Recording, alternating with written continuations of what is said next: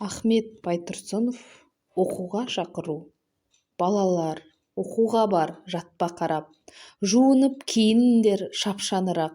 Шақырды тауық мана әлдеқашан. Қарап тұр терезеден күн жылтырап.